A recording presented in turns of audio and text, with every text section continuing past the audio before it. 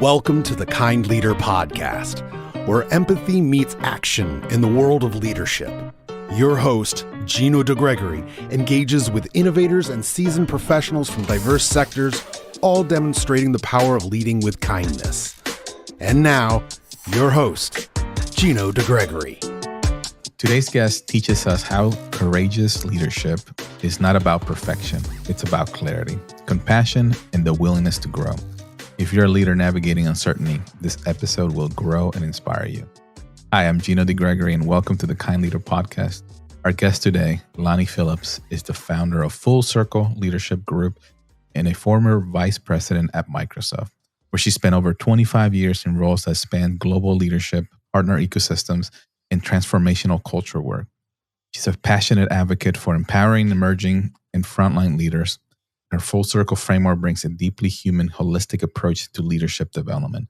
I'm super excited to have Lani here with us, and her story will remind us that leadership isn't just about performance. It's about how we show up in our hardest moment. Lani, welcome. To kick us off, can you share with us a little bit about your journey and background? Absolutely. First of all, thank you, Gino, for inviting me to speak to your community. And more importantly, I just enjoy speaking with other great leaders like yourself. A little bit about my journey. I spent the last 26 years working for a beloved company by so many, Microsoft Corporation, and I had an opportunity to rise through the ranks. And I love to tell people that at Microsoft, it really taught me everything I felt like I needed to know about running a successful business. But I also learned a lot about how to lead people. And I would say, yes, I saw that from a strength that the company had, but I also experienced it from a weakness.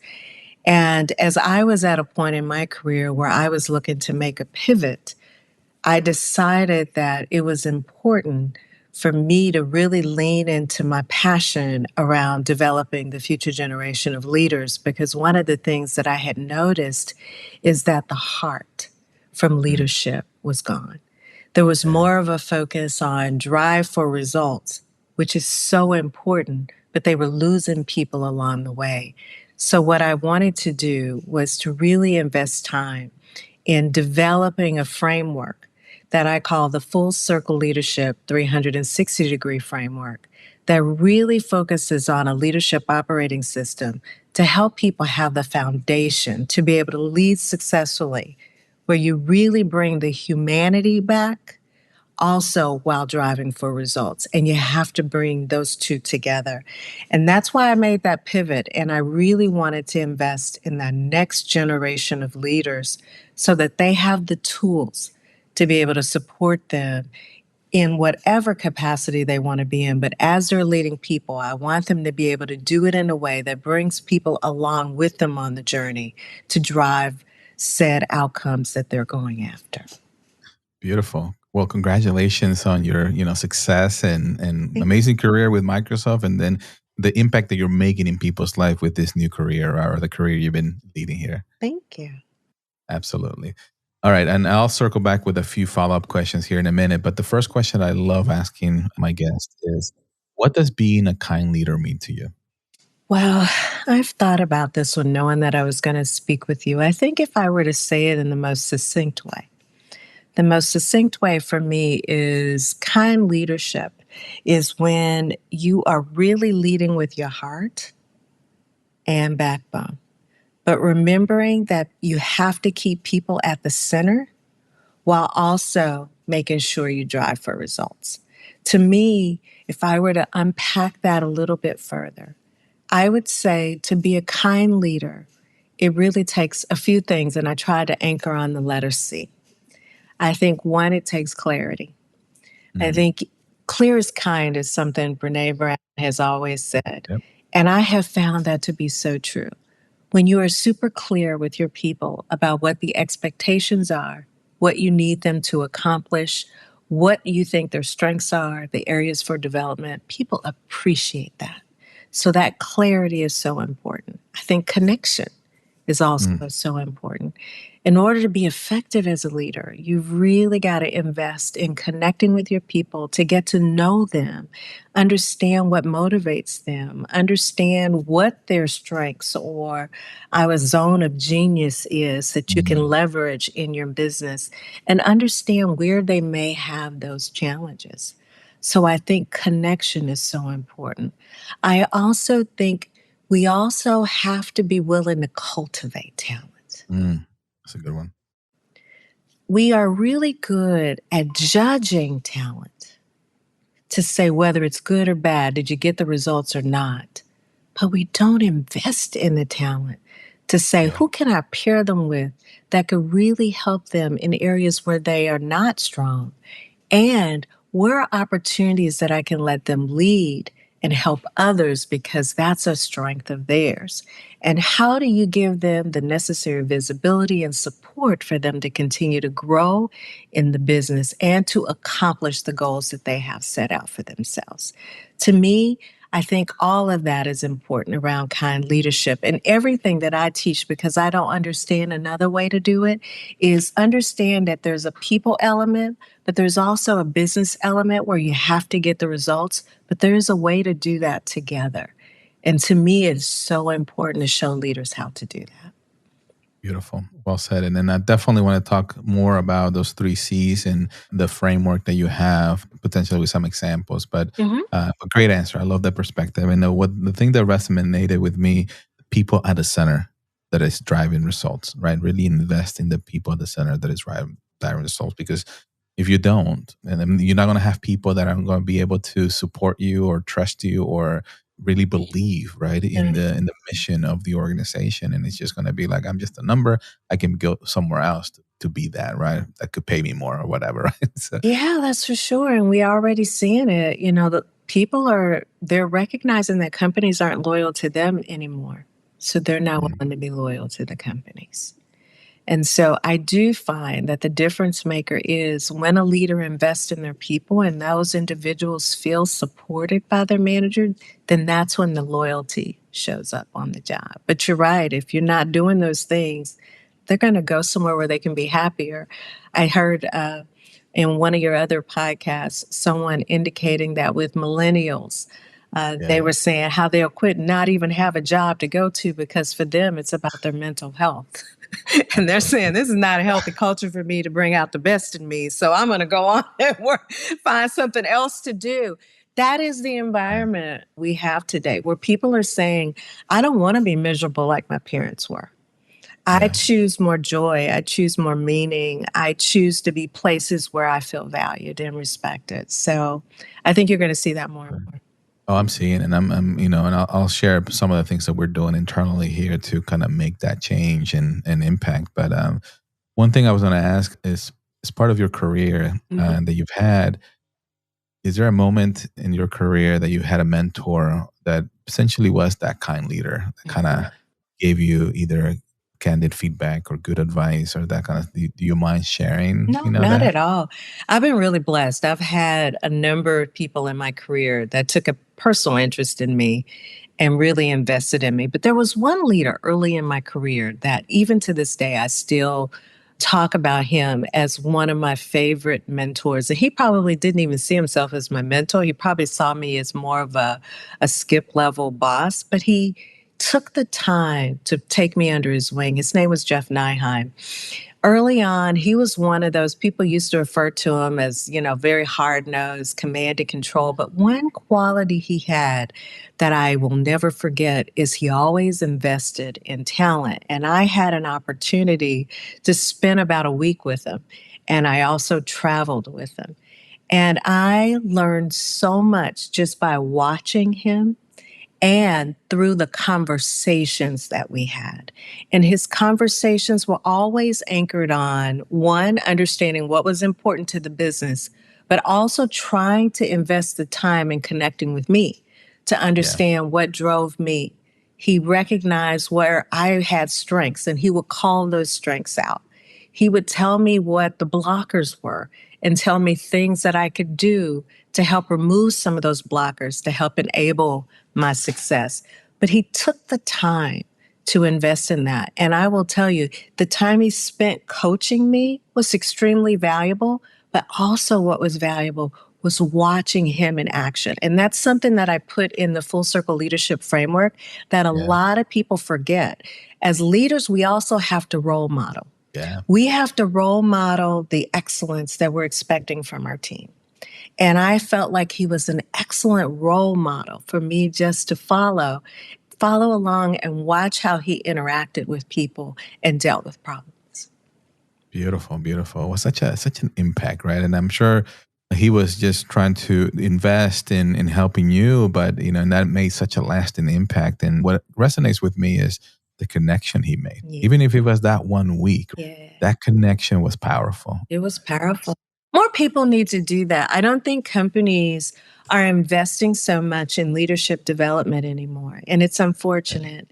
They're leaving it up to each person to have to get their own training, or they're coming up with some vanilla training that they're trying to roll out to the masses.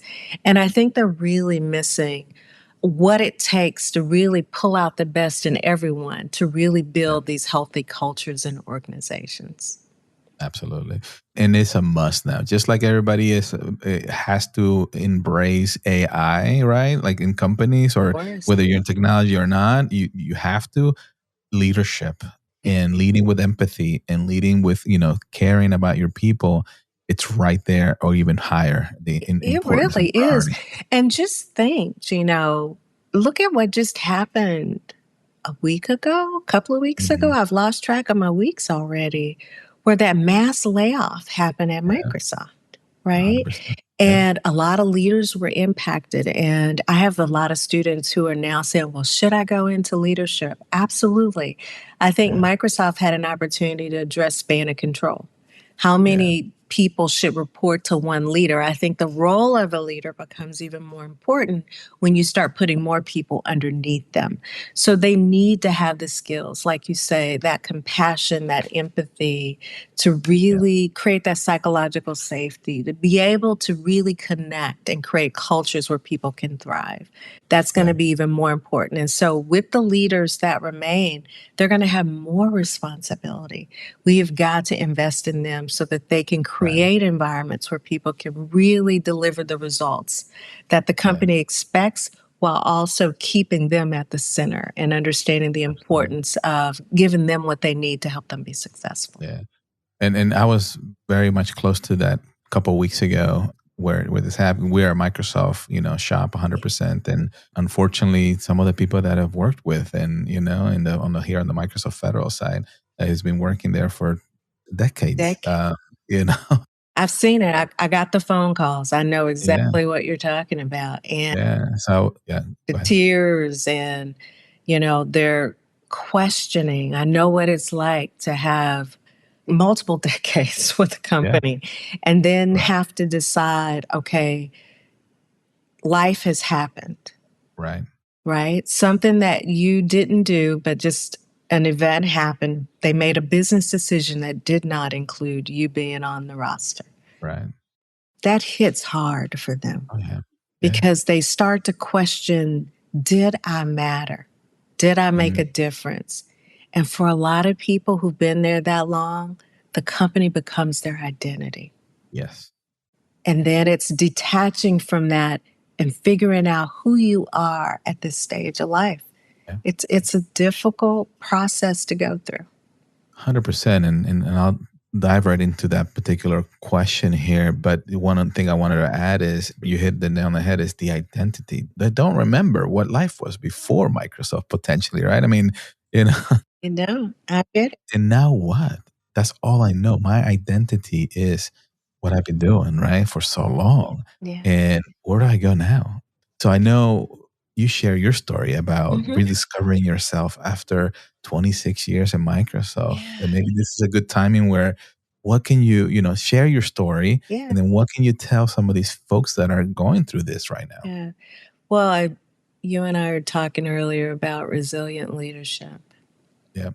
I will tell you, it takes some resilience to get through this. So my story, I'll tell it quickly to you, and then you decide what threads you want to pull. 26 years with the company had decided they wanted to eliminate my organization. And in the decision to eliminate my organization, they hadn't thought through all of the impact that it was going to have. So as I was going through the process of trying to fight to keep us in existence in some kind of form, shape, or fashion, I was able to at least secure a fraction of the roles. I would say about 25% of the roles.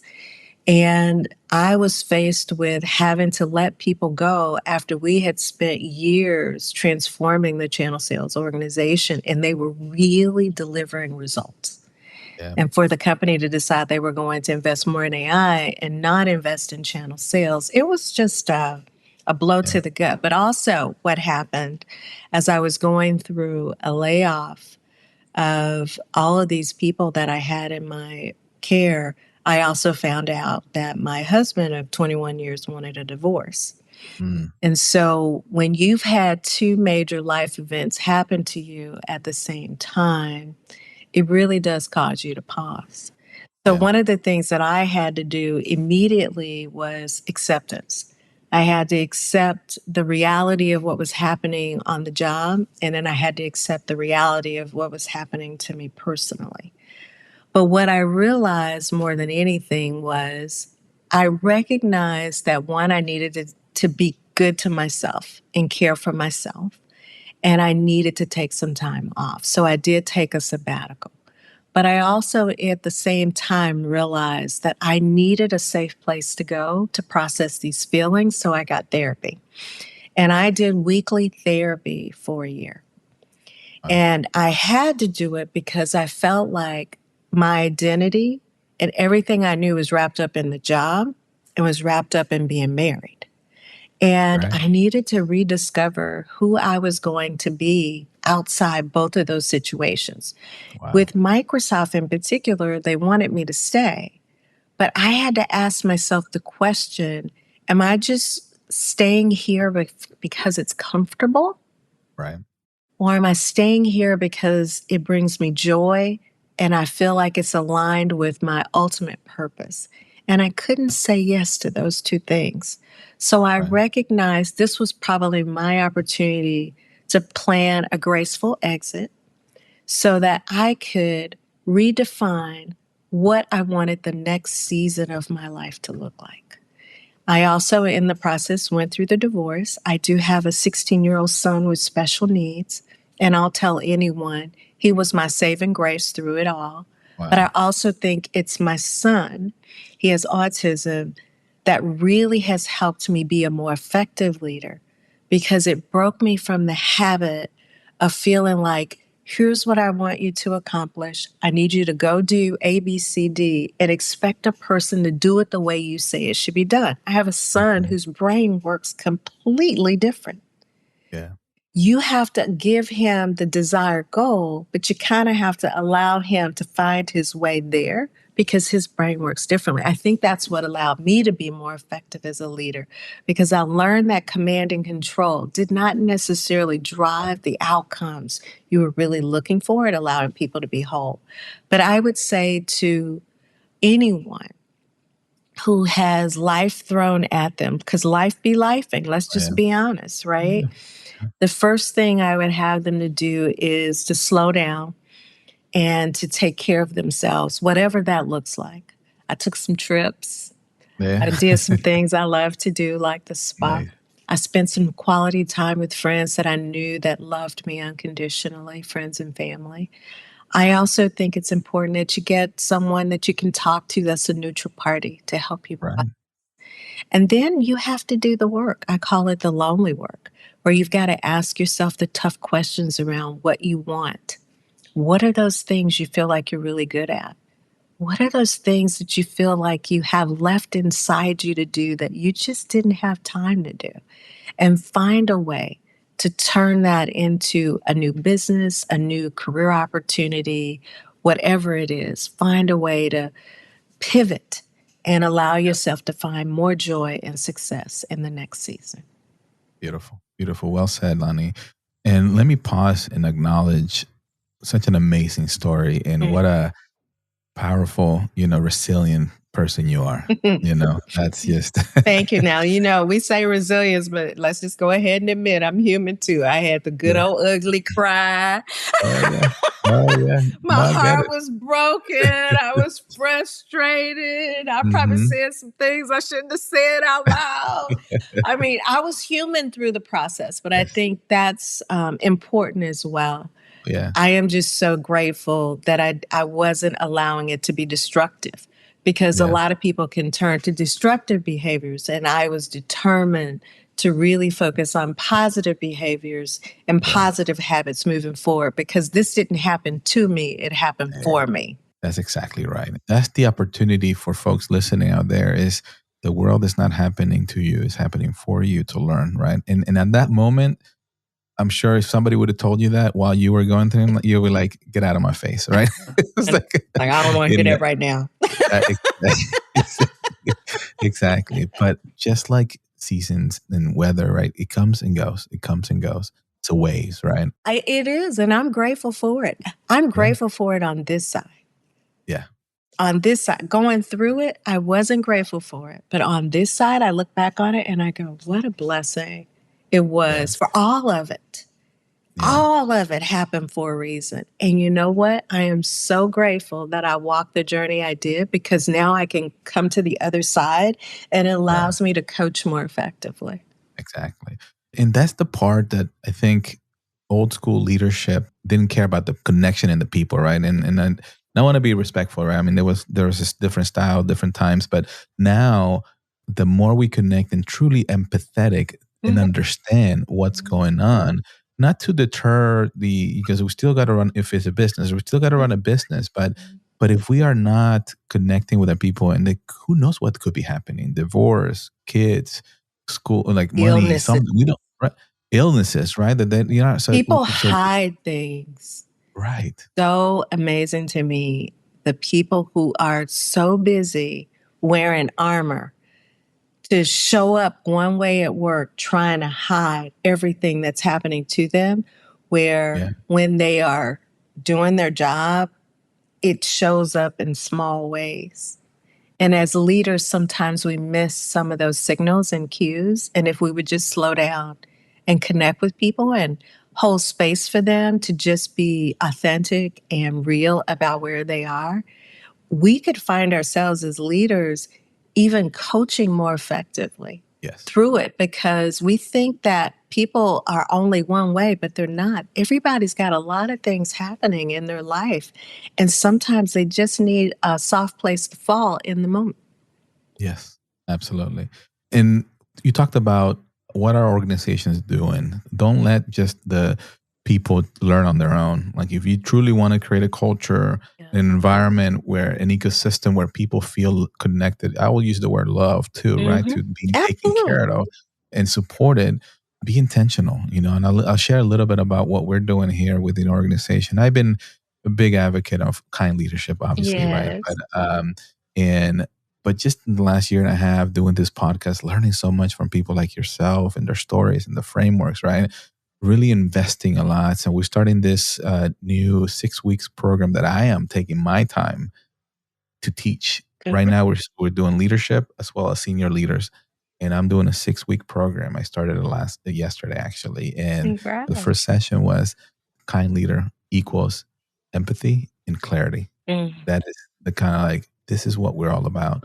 And the conversations that were happening as we were reviewing, and I did a breakout session, it was such a very, it warmed my heart, Lani, to be honest, It is. because the conversation that were people were being genuine, were Yeah. being Yeah. honest, because we created that space where people can collaborate and share their thoughts. And yeah, we're not doing that. Although we think we are, we're not doing that. So Mm-hmm. how can we do that? Yeah. Right. And how can we, so now they're invested, they're connected, we're generating that energy and seeing what we can do and the impact that we can make with our people I and our love customers. that. I love that. And I think one of the things that you say is you're creating space for people to be authentic and to have their feelings. I think one of the biggest cancers that I've seen in organizations, especially amongst leaders, is judgment. Yeah. You rush to judgment on people, and then you put them in this box, and they can't get out the penalty box. Yeah. But we say we have a growth mindset. Yeah. Right. There's a disconnect for me. When you talk to people about why they have struggled to get ahead in organizations, to get promoted, to move on, to try other things, it's because someone has indicated some specific judgment about what they can and cannot contribute. And this individual is struggling to get out of that box, no matter what they try, because somebody has formed this judgment against them. I just think it is the biggest cancer I have seen it. I have sat in the rooms where we've talked about talent, and people are still referencing things that have happened 5, 10 years ago, not even indicating their progress and their growth. Yeah. Yeah. It's easy to judge, right? It's easy to be negative, right? It's easy. And that is the part that people are not being intentional and trying to improve, and we're not perfect either. There's times where I am, I'm in situations like, oh man, is this person, I've done this, I've done that, what else could I do? Right. Or I'm only in that penalty box. And it's like, and then I realize, okay, let me take a step back. Let me look at different perspective. What am I missing? Is it maybe this person, the box that I put him in, that's not their strength? Like you can't expect a fish to climb a tree, right? You've heard that before, right? Yeah, no. But I am judging this person because that one time, One time they disappointed you, and you have judged them and probably shared that judgment with others. And that's the danger. That's the cancer, because once you share it with other people, then it becomes the opinion of others. Yeah. And that is what has created blockers for so many, where they don't feel like they can get ahead or realize their dreams inside their company. Absolutely. Absolutely. So coming back to your framework, as I was telling you, you sort of touch on it and your definition of kind leader with clarity, connection, and cultivate, right? Cultivating talent. Cultivating talent. Thank you. So what can you add to share with the audience? Maybe a couple examples that will be helpful, that you've utilized this framework to help organizations or even people, right? Absolutely. So why don't I give you the full clarity of what the Full Circle Leadership Framework is? Because it really is bridging humanity and bringing back the humanity to leadership while also driving for results. And we understand that leadership must come full circle. And I have 6 domains that it is based on. And under each domains, there are competencies under each, but I'll just focus on the 6 core domains for our conversation. The first one is around self-awareness. We all know that to be great leaders, it starts from the inside out. So we got to know who we are. The second one is really around visionary leadership. You've got to have clarity around where are you trying to take this organization, where you're trying to take this team. People need to understand where you're trying to go and how they fit into that. And that's not just a CEO's job. That's also a first-line manager's job. So I call it visionary leadership. The third area is around connection. It's around connecting with your people. And this is where emotional intelligence, empathy, compassion, all that beautiful stuff, psychological safety, all of that comes into play. But it's really getting to know the people that you have responsibility for in your care. The fourth area is around role modeling.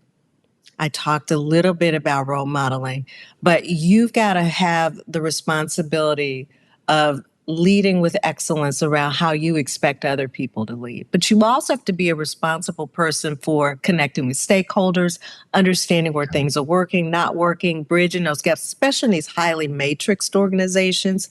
A leader's role is so important around that role modeling. The next area is around accountability. As I told you, I'm all about people being at the center, but we all have a business to run, and there needs to be accountability. And that accountability needs to bring people along with you. And I think as you lead more effectively, yes, you can have those things you put in place to hold people accountable. But the more you lead effectively and really start to work the full circle, you'll find that others will start to hold themselves more accountable for the results that you have set out for them. The last one is around cultivating talent. We have to make sure as leaders that we're investing in the people that we have in our care. So those are the 6 domains that make up the full circle leadership framework. And you can't just do one. You have to work the full circle. And that is what creates the operating system that I think will help leaders be more effective. Now, you had asked me about examples, but let me pause there. Did that make sense to you, or did you have questions? Absolutely.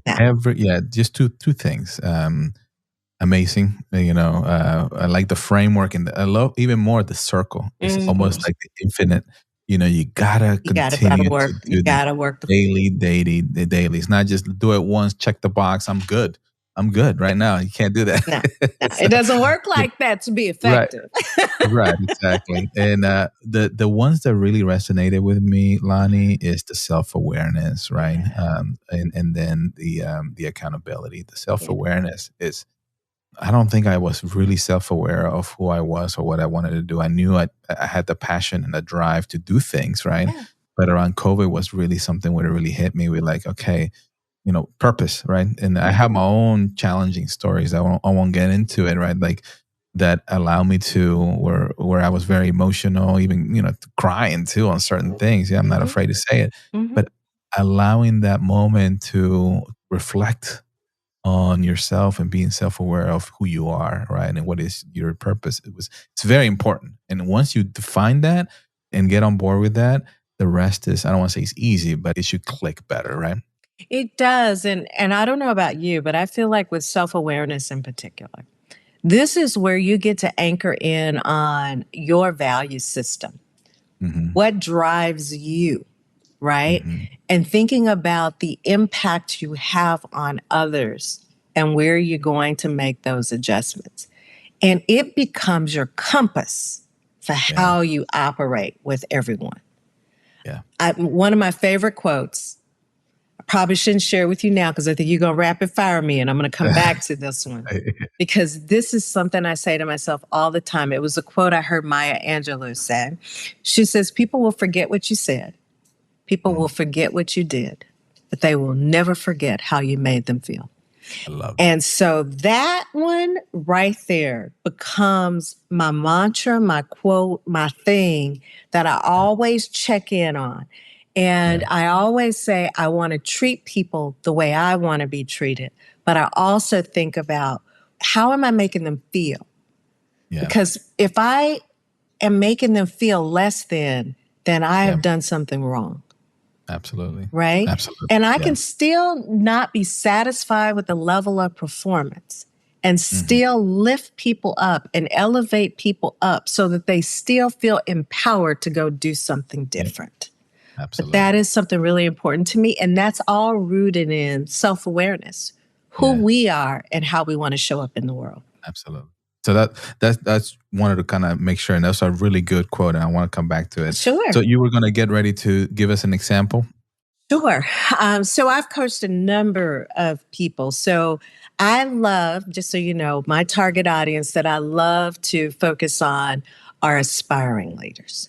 The people who say, I really want to be a leader, but I've never officially led people before, had that responsibility. The other group of people that I spend a lot of time with are my first line managers. I do spend time with executives too, but I have found with my executives, many of them feel like been there, done that, already have the formula. I'm working my formula. I just need people to do what I say. I don't spend as much time with them anymore because I feel like my calling was to really help enable this next group of leaders that are stepping into leadership to allow them to lead differently and more effectively.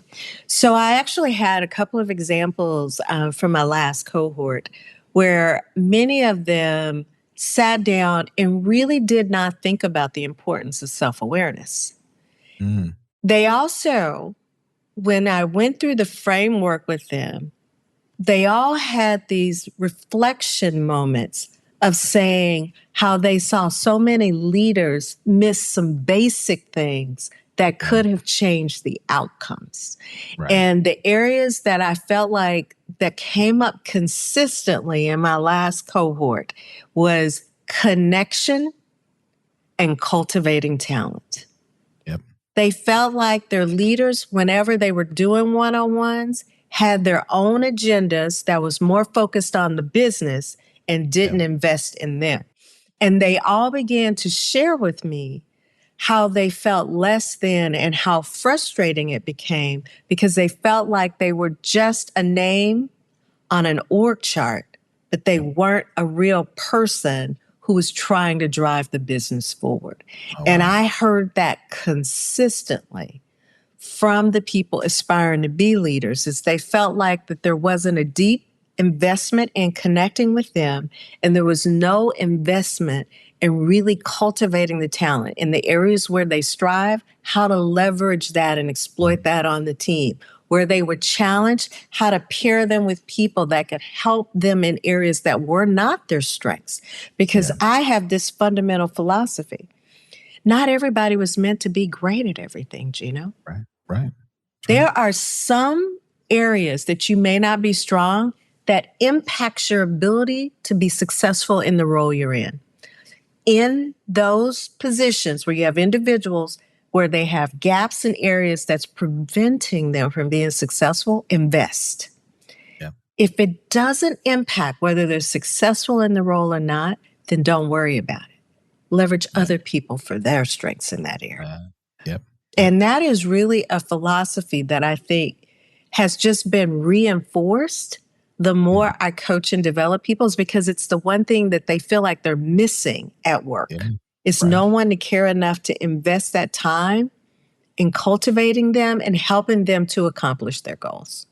Absolutely. Yeah. That's beautiful. Well said. Thank you for sharing that story. And it resonated. Actually, there's more follow-up questions, but we only have so much time here. Sure. But I'll definitely do a follow-up because, some leaders here that definitely would love to kind of figure out how we can structure some of these things. But one thing that I share with you, one of the things I love doing in the conversations here is flip the mic. Yeah. So is there a question that you would like to ask me? Yes. The one question I wanted to ask you is you've talked to a number of people around leadership. What is the biggest misconception around kind leadership? I think still, even within the organization, people think that kind, right, is being nice, right? Like the misconception is like, yeah, this person is nice, is going to be, kind of pushover and he or she, right? But it's not. Yeah. And that's why I love asking that question every time, because although it has different perspectives, Yeah. different words, or different beliefs, it all comes down to empathy and providing that accountability. Yeah. So, and that can come in so many different ways. It can be a direct conversation, a little more stern, or direct, but that doesn't mean you're not kind. That's helping that other individual. So the misconception continues to be, and I think it'll be there, to be honest, right? Because it's always been defined, especially in the business world. I'll give you one story. I was talking to this CEO, big CEO, recently retired, $1 billion organization, and he was asking, well, what are your core values, right? And I was starting to kind of list them out, and I said, one, kind leadership. Like, I don't know about that. Like, and he's successful, right? And I'm like, okay, well, he's like, that sounds too weak. I was going to say that was a misconception that it's weak. Yeah, that sounds too weak. People are not going to take you seriously. I was like, okay. So I took that as a good feedback, right? Constructive, criticism, and I explained to him where I was coming from. So he sort of understood, but still was not convinced. But He wasn't convinced. He wasn't. Well, sort of. He wasn't like, I don't think I would have done it, because it's a different style, right? It's a different way of leading, which I'm seeing it. And I'm actually seeing articles in Harvard Review. I'm seeing articles in Forbes and like talking about leading with empathy and kind leadership and the impact of connecting. So I know I'm doing the right thing. And I know a lot of my are doing amazing things too. So you are doing the right thing. Can I share this with you? I know we're running short on time, but I heard someone say this to me and it stuck with me around empathy and compassion. So I think you talk about this when you think about kind leadership. It's empathy and it's about the action. And I heard you talk about accountability. Yeah. So to me, empathy is if I fell down the stairs, you could say, gosh, that looks like that was so painful. Yeah. Right. I know what it's like to stumble downstairs, and I know that doesn't feel really good. Yeah. Empathy alone is not enough because you put yourself in the other person's shoes and you connect with the feeling that they have. It doesn't mean you necessarily experienced it the same way they did, but you connect with the emotion, a death. You know what it's like to feel loss. You know what Yeah. it's like to experience excitement and joy. You connect with the emotion, but empathy alone is not enough. You gotta bring the action with it. If Yeah. someone falls down the stairs, you go, oh my God, that looks like it hurts. What can I do to support you? Can I call the doctor? Can I do something? And together, that empathy and action is what compassion is. Oh, And yes. I think we need more leaders that are willing to bring that empathy with the action to help people be more successful. And that's real compassion. Amazing. I love it. That's great. I'm gonna have to use that one. Please do. Please do. Awesome. Well, thank you. I think we're gonna start our descent here with rapid fire questions. Okay. What's one book every leader should read? Dare to Lead by Brene Brown. Dare to Lead. Okay, yeah. By that's a Brene good Brown. It's a really good book. And it talks about resilience. It talks about courage, conviction, vulnerability, the misconceptions of vulnerability. I think it is so important for leaders to read that book. Absolutely. And I think you already mentioned this one. What was your favorite quote or mantra? Yeah, people will forget what you say and did, but they'll never forget how you made them feel. Right. That emotion, right? That's very powerful. And definitely got some stories about that. But Yes, I can tell you how to Um, make. I can tell you some stories about how you make people feel bad. You shame them. You shame them. I can't stress to leaders enough to stop the shaming of people. Yes. Yeah. Yes. No need for that. Mhm. If you could have coffee with anyone, past or present, who would it be and why?